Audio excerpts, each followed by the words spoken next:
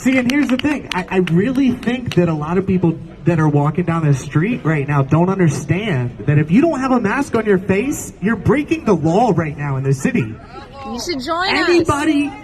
Anybody walking down the sidewalk right now without a mask is subject to a $100 to $500 fine. Now, of course, it is 100% selectively enforced and ripe for corruption.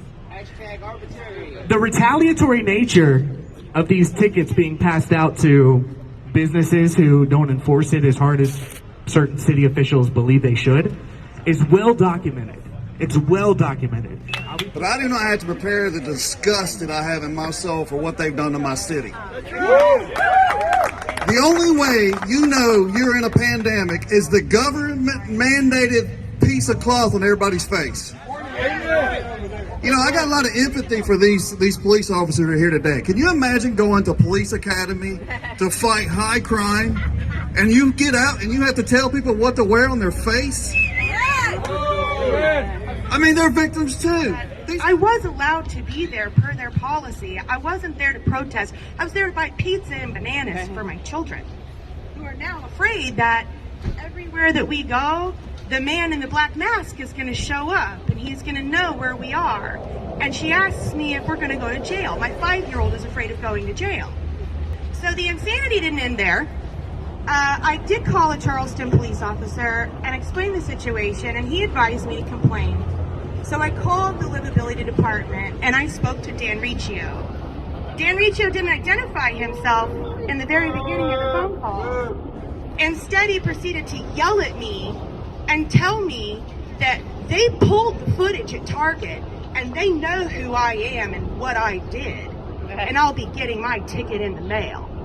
And they hung up the phone on me. We can talk about it. I talked about it before the election. I talked about it before the election, and I still believe it. Some people don't. I said that if Joe Biden won this election, it was because he stole it. I still believe that. You may not. I do. I do. And we've been talking about for decades the slow creep of leftism and the left slowly creeping up on us and taking our rights away and robbing us of our country. Now we've woken up. This is the part of the story where you wake up and realize, oh shit, it's happened. It's no longer happening, people. It has happened.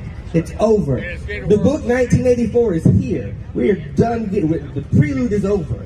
If we don't stand up now, and everybody wants to be involved at the national level, I get it. Everybody cares about HB this, HB that, House bill, blah, blah, blah. Well, you have to be knees deep in your local politics before you ever start making a difference. Ever. If you're not involved engaging with your city council and kicking the bastards out that don't need to be there, you're wasting your time. Wasting your time. Civil disobedience, guys, it's so important. We've been lulled into this sense of security for so long, and they just took our rights one by one by one by one, and here we are. Look around. Look. I became an American citizen in 2016 so that I could vote for President Trump. And then I founded the Carolina Republican Coalition, and I am the state leader for Walkaway. So not only did they allow the city to be ruined, they now have a mandate which charges $100 to $500 for the tourists who come here. Again, what are they trying to do? Ruin the city, sink the city? Yeah. What are they trying to do? Their taxes go up. And when do we stop? Does it stop with masks? Does it go further? Will they want blinkers on us? What else would they want to do? It has to stop. If you want to wear a mask, that's up to you. If you want to associate with somebody that wears a mask, that's up to you. If you don't, that's up to you. I choose not to wear a mask. I've been in groups of 1,000 people, and as you can see, I'm still alive.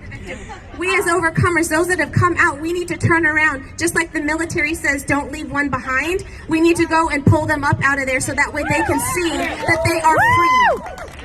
The other part of this is that in that overcoming place, that's where true authority comes from, because that's a place of humility, because we lay down all of oppression, we lay down all of our wounds, we lay down everything, and we say that there is a better way, that there's a truer form of our identity, And I believe that my identity comes as a daughter of God. And I believe that all men are created equal. All men and women are created equal. Yes, women too. I believe that all men and women were created in the likeness of God. And I think that the vast majority of people here would never have considered themselves like activists, right? We're just normal people that we've been pushed too far at this point. I mean, really, let's be real. Listen. What? Arrest me? Arrest me for what? I'm sitting here working out in a club where I'm a member until I don't know what happened and I didn't become a member. You're going to arrest me? It's ridiculous. I believe that we live in a free country, okay?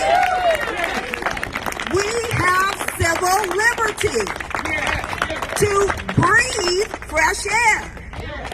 God made us with bodies with 2 exhaust pipes. These are exhaust pipes. You exhaust out the garbage, right? You don't breathe it back in. It's unhealthy.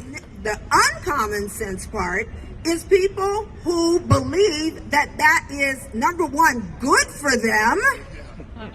Good, number 2, good for society. Number 3, good for the world. Well, it's not. No, I'm not even going to say Democrat. Because we all need to come together.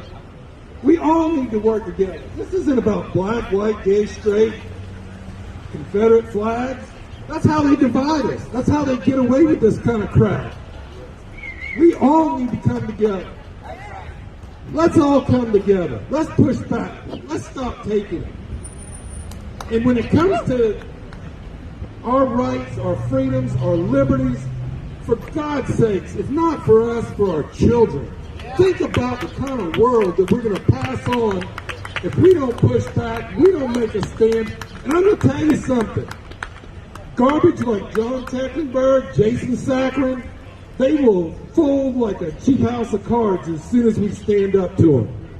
Each time I see a child with a mask on, it breaks my heart. There's a psychological component of it, of them being masked up and being afraid of people. They're being made to be afraid of people that don't have masks. There's something criminal about that.